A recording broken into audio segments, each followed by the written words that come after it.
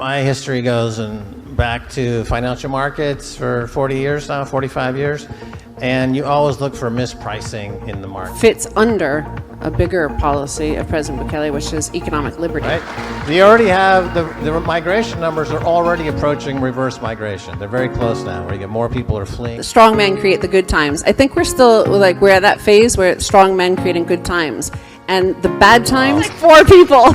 Let's hear go boomers, boomers for Bitcoin.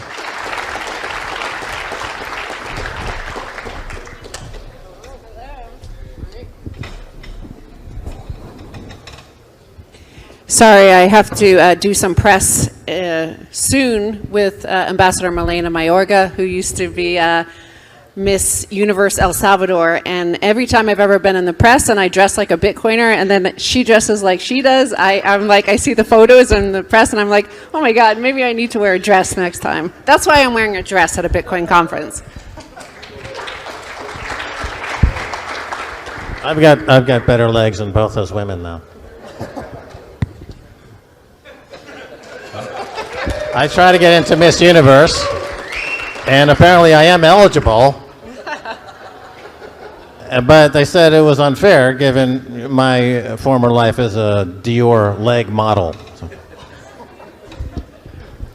Well, it is a thrill to be here with you guys. This is my first time in El Salvador, and the title of our talk here is Bitcoin, the greatest rebrand in history. And so there's a lot to talk about. El Salvador, the greatest rebrand. El Salvador, correct. El Salvador. Same thing, synonymous. Yes, right? yes, synonymous. I love your hat, by the way. So, obviously, there's so much going on here in person, rebranding, change, and then obviously bonds. El Salvador's bonds were recently upgraded in the last couple days here. Yesterday. Yesterday, Last night. right. So, right? Told you so.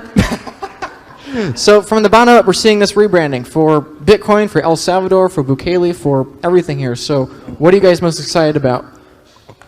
Well, I'm actually the one that coined that phrase that El Salvador has, that President Bukele is responsible for the greatest rebrand in history. There's so many Bitcoin babies around. You know, I know President Bukele just had a baby at 4:44 this morning. Maybe that's Amina. But the greatest rebrand in history, of course, just 4 or 5 years ago, this was considered the homicide capital of the world, the most dangerous place to be. 5 years later, 4 years later, it's the place everybody wants to be, right? And in terms of, that's because of one person, right? That's President Bukele, and he's changed the fate, the history of this country. The future is bright.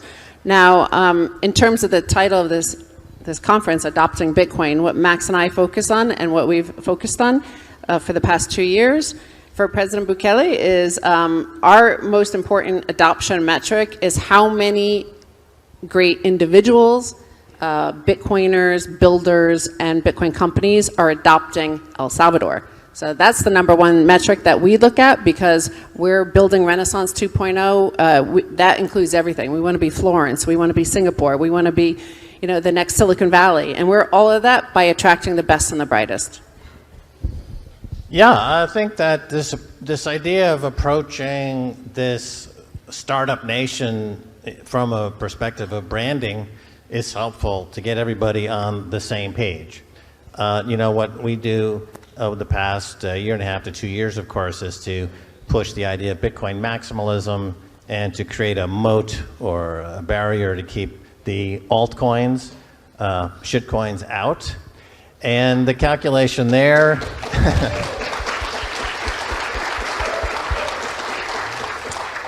the calculation there is that any possible incremental gain that might occur by entertaining a shitcoin is dwarfed by focusing on Bitcoin and the brand value that comes with Bitcoin. So this is embraced by the president, who's a genius. He's a political genius, and I think the President Bukele and Bitcoin go well together. They complement each other in an extraordinary way. And so it just is, we're getting, as they say, we're just getting started.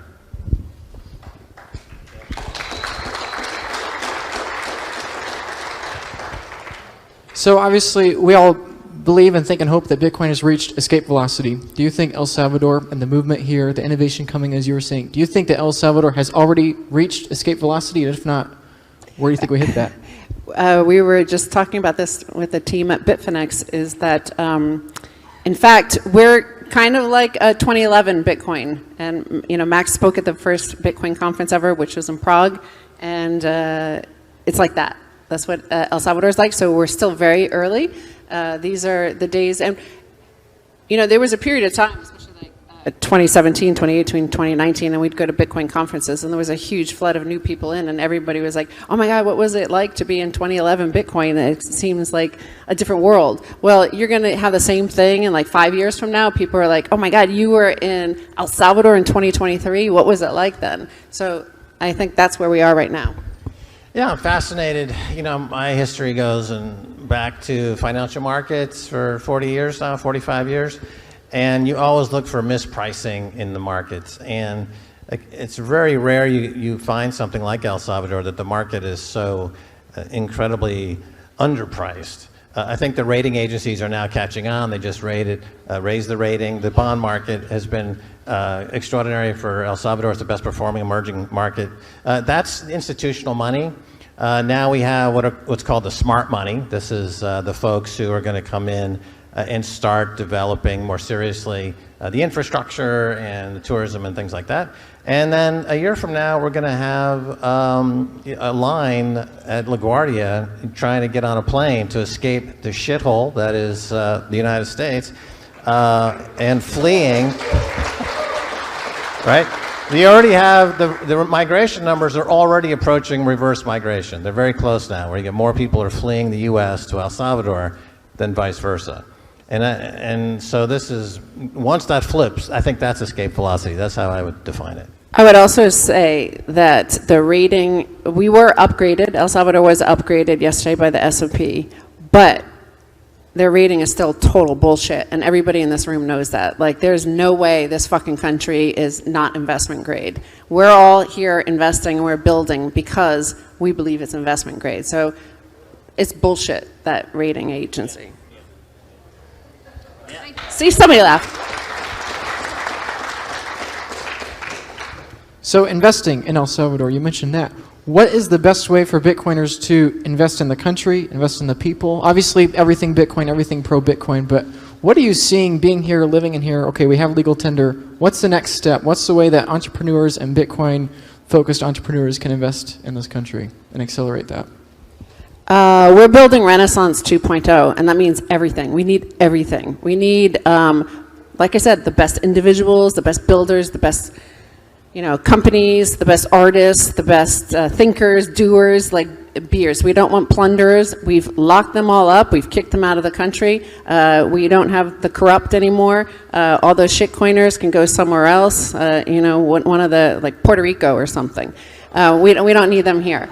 Right? So you just need to invest your time and your energy, and that includes just simply don't trust, verify. Because if you're all of you here are verifying for a fact that you see what's in front of you and what you're experiencing here in El Salvador. A lot of people outside El Salvador just read the press or read online FUD, and they think it's, that's all the investment they put into thinking whether or not they want to move there. They're like, no, I'm going to trust the mainstream media, and I'm not going to move there or visit there. So just invest your time and energy, and once you come here, I've seen quite a few people, like Lena, she came here to visit and now she's staying. Like, that's generally what happens. A lot of people come to visit and they never leave.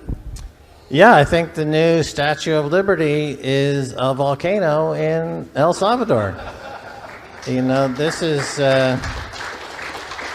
This has become the home of the brave, land of the free, or is it land of the free, home of the brave? I've forgotten what's going on over there. That landmass wedged between Canada and Mexico, I forget sometimes. But this is really, the best investment is to come here. And, we've been for John over at Me Premier Bitcoin, for example, he came here, and Me Premier Bitcoin is absolutely unbelievable. And he really built that from scratch. And that's the kind of opportunity anybody who comes here who's entrepreneurial has a good idea. And the country needs everything across the board. You know, anything you do, they want, they need, and that's the message. And I'll say something else about living in El Salvador is that, as was explained to me once by somebody, you know, if you go to Japan or you move to Japan, you never become Japanese. If you move to France, you really never become French. If you go to the US, there's a melting pot and you can become American. It's similar here in El Salvador. People love everyone moving here and they embrace you as family. You become Salvadoran the second you eat your first pupusa.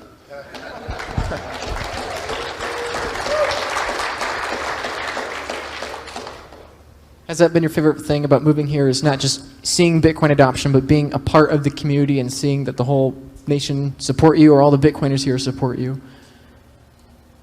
Yeah, it's one of the most important things. Like I said, the metric that we look at is the number of Bitcoiners adopting El Salvador, and that's how we gauge whether or not we're succeeding in what we're doing.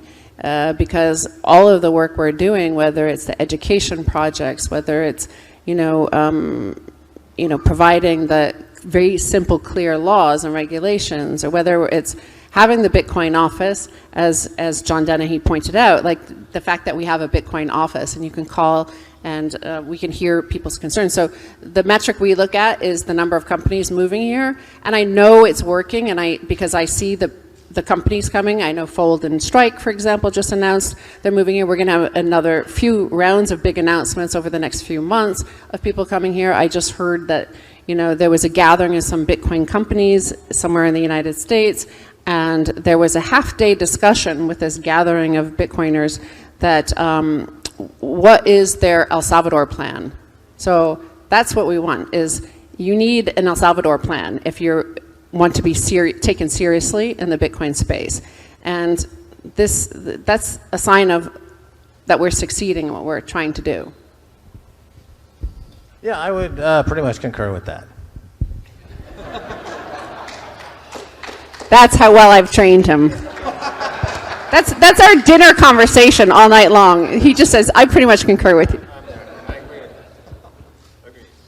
So with the embassy, with the regulatory clarity and everything else coming for Bitcoin in the US with the ETF and everything of that sort, do you think that that's going to have a major impact here in the narrative for obviously Bitcoin, but then also, El Salvador did do the right thing and they did adopt this? Or do you think it's irrelevant? Do you think that El Salvador needs the West to change your opinion? He'll just keep marching forward. Well, obviously President Bukele is a bit like a honey badger. He don't give a fuck, like whatever they want to do.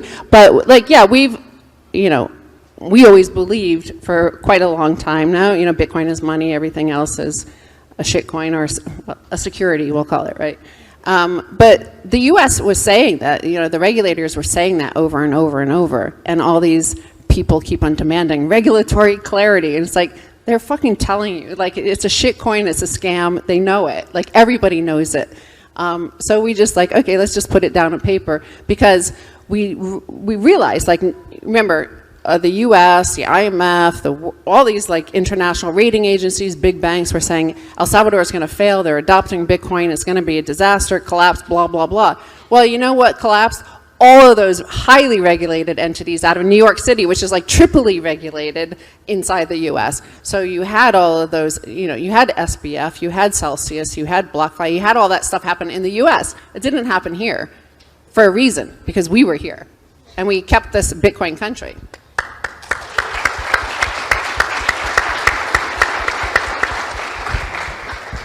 Yeah, I think it's becoming an irresistibly attractive place to come and to move. The Bitcoin aesthetic and the Bitcoin protocol and the Bitcoin philosophy at the core of the Bitcoin phenomenon includes many sociological and even psychological aspects. And I don't think it's a coincidence that after making Bitcoin legal tender, the country then went on a program to make El Salvador the most secure country in the hemisphere, because Bitcoin is a money that is unconfiscatable.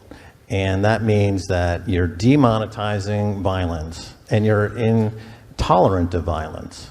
It's the birth of a new economy that favors peace, peaceful exchange. Because if you cannot coerce or violently extract wealth from somebody's property, you have to come into the conversation with something that the other person wants. And so that filters throughout the entire country. And that's part of the phenomenon that's going to be bringing a lot of people that might not be interested in Bitcoin, but they want to start a family. And they want to start a family in a safe place. So they'll come to El Salvador. So it has ancillary impacts throughout the entire matrix of society. Yeah, I mean, those are classical, like, liberal sort of ideas of enlightened ideas, right? That first, Bitcoin policy fits under a bigger policy of President Bukele, which is economic liberty. So first it was economic liberty, and then he introduced Bitcoin. And then, of course, you need to secure the blessings of liberty, right? What good is liberty for a few people when everybody has the God-given right to it? You're born with that, right? So this is like the foundational sort of ideas of Western society. And we've totally forgotten that, like, a lot of places you see in the U.S., I mean, we won't go too much into it, you see the plunder, the bizarre disintegration, as President Bukele pointed out in his interview with Tucker Carlson, like, it's by design almost, right? So we're by design creating the opposite here. We're intentionally, with intent, like we're building an enlightened society where life, liberty, and property are protected. Do you think that fire is catching steam elsewhere in Latin America? So obviously, there are many other nations, not just El Salvador, but do you think that they're seeing, oh wait, this is working, rebranding of El Salvador, more people are coming and more people moving there. Do you think that this passion for freedom is spreading? Like, do you see that happening, or is it still taking time elsewhere outside of the country? Yeah, it's definitely catching a bid, in other countries in the region and around the world. Obviously in Argentina, you have a candidate who's running for president who's very Bitcoin literate, and in the ethos of Bitcoin and the idea of separating money from state, which is one of the core pieces of what makes Bitcoin so appealing, is that for the first time in history you have separated money from state and you create individual sovereignty, and this is incredibly appealing. So it's the fact that it's working here is certainly a shining example. We are the shining city on the hill. We are Camelot. But President Bukele is, as I say, it's John F. Kennedy meets Steve Jobs, and the results speak for themselves. The GDP here is going to double in the next 5 to 6 years, I predict, as well as being debt-free by 2030. Yeah.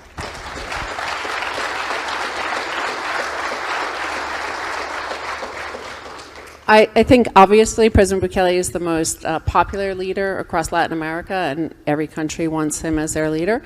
But I think also, as Max mentioned, he's a genius. So everybody, like, you stand in front of the Mona Lisa and you're like, anybody could do that. I'm like, duh, like I'm a Da Vinci, right? Or everybody thinks they're Michelangelo.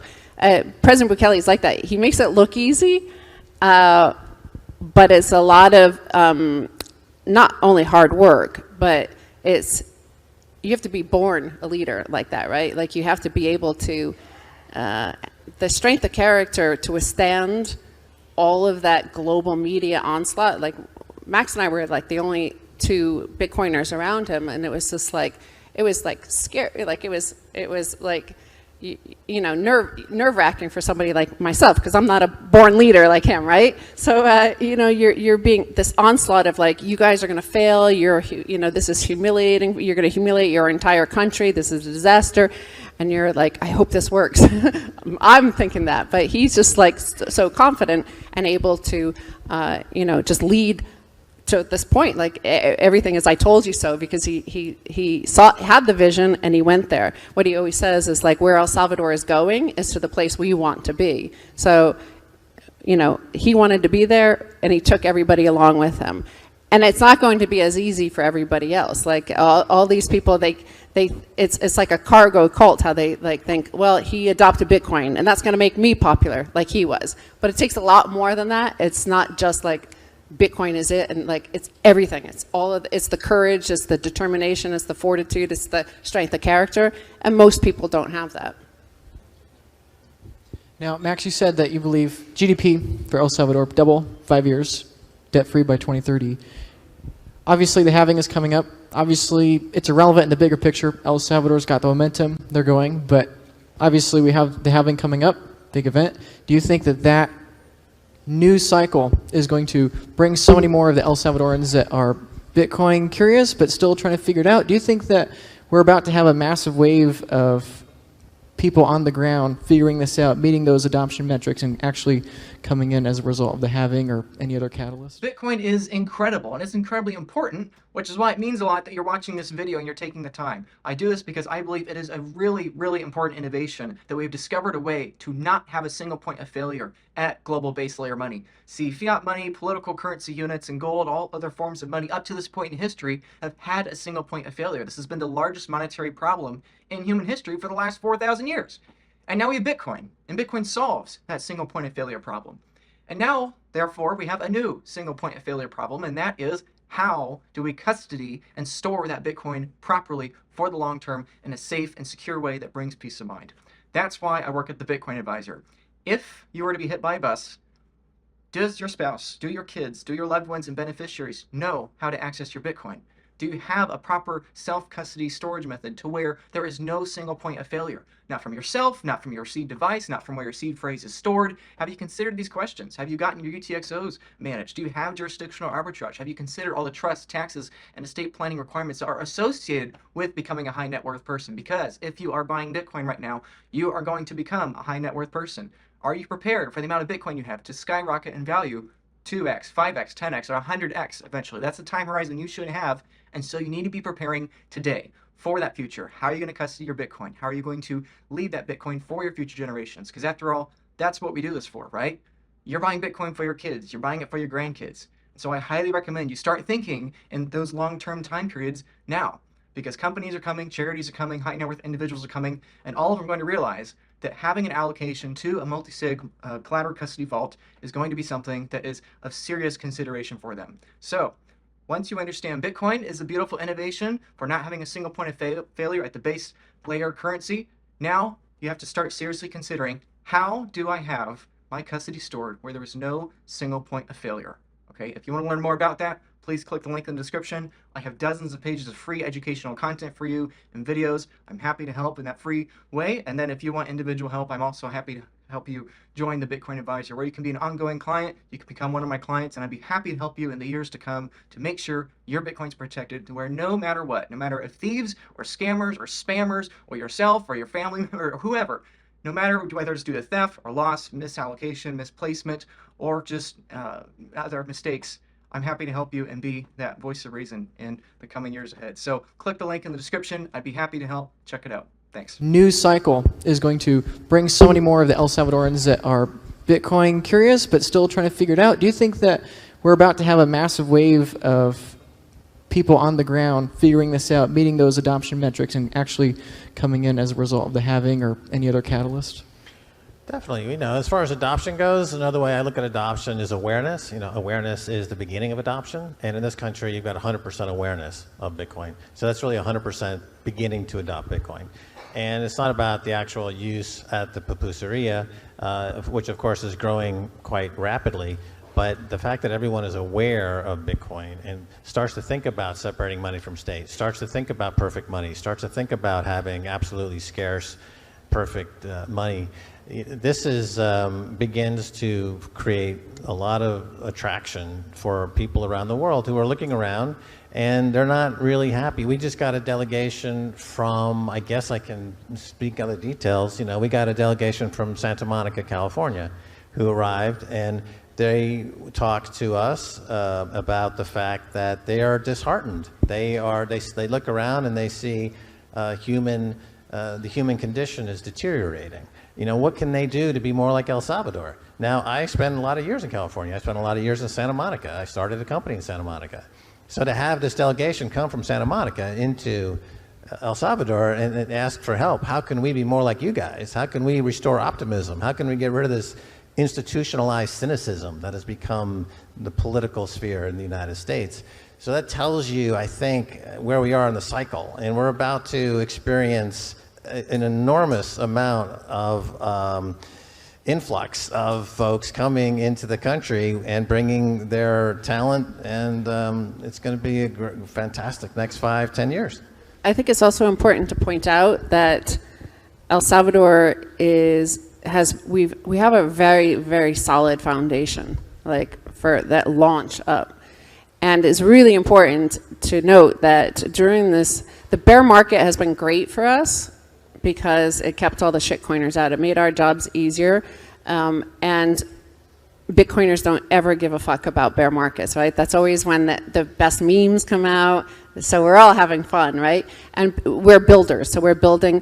The shitcoiners run away because there's nothing to plunder. They're just looking to scam people, desperate with FOMO. But it's important to note, like, this conference put together by, Galloy and Bitfinex, right? Blink and Bitfinex. And Galloway were the first Bitcoin Beach wallet, were some of the first builders here, building very early in 2019, 2020. Yeah, 2020. So they're like building early, and then Bitfinex and Tether have been very important partners to El Salvador. So this is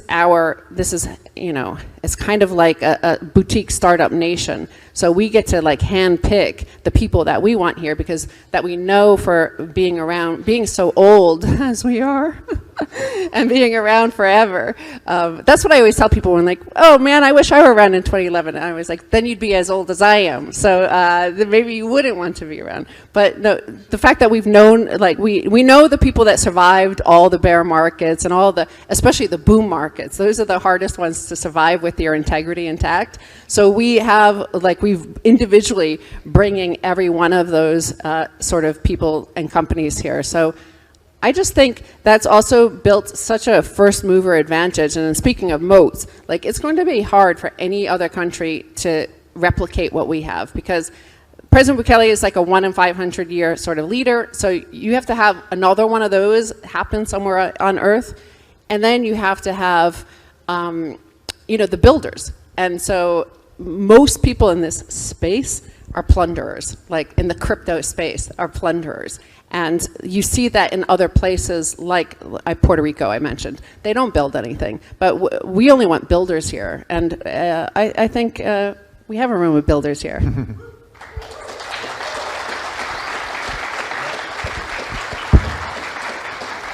Well, I remember, 2 years ago, 18 months ago, Stacy and I would kind of, have lunch and talk and, and say, if we were putting together a dream team of the best Bitcoiners in the world, who would we invite for this? And we reached out, and they came.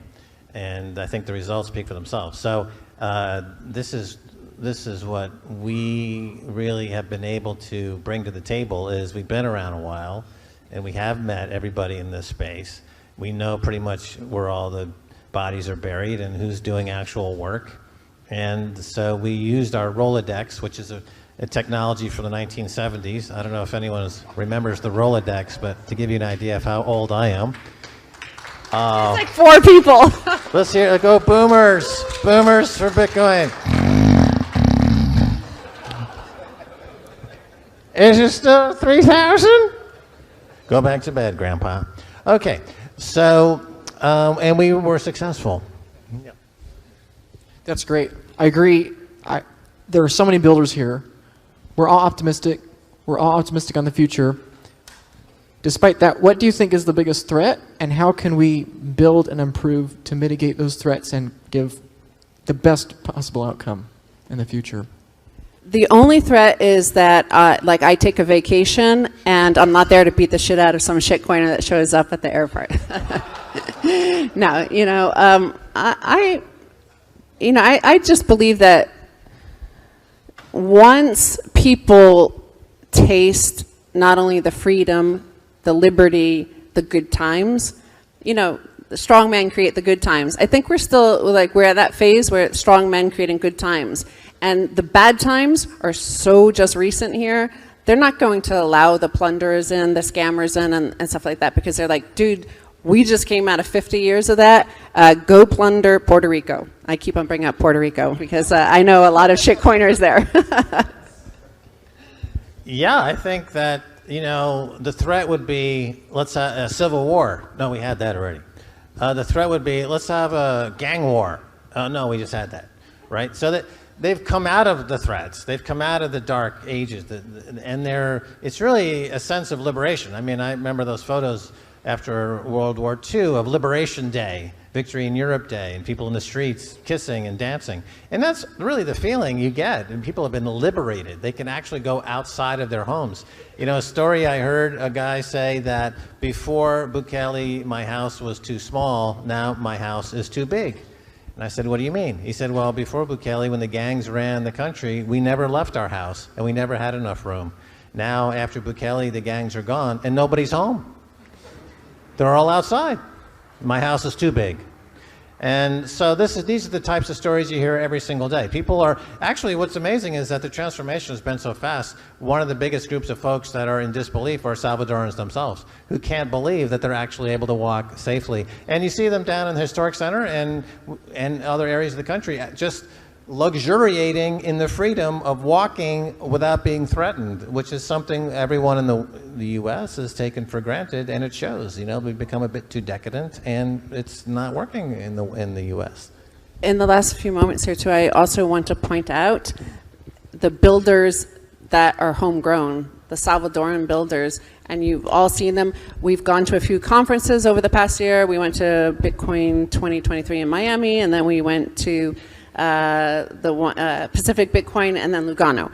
And with us, we had the ASO Bitcoin arranged, the El Salvador, Bitcoin country tourism booth, and you saw the Salvadoran builders. You saw people like K1, Tianki, Chorito Cafe. So there's a domestic startup population, startup culture developing here as well. So these are first generation, like this is the early stage at 2011, 2012 of Bitcoin being back then, and the same thing is happening here. So you're starting to see a startup culture in El Salvador itself. So I think that's great, because I think it would have been bad news if it was just all the Westerners arriving here, the gringos arriving here with their jobs or their companies, but they're building stuff here as well. So that's amazing to see. Yep.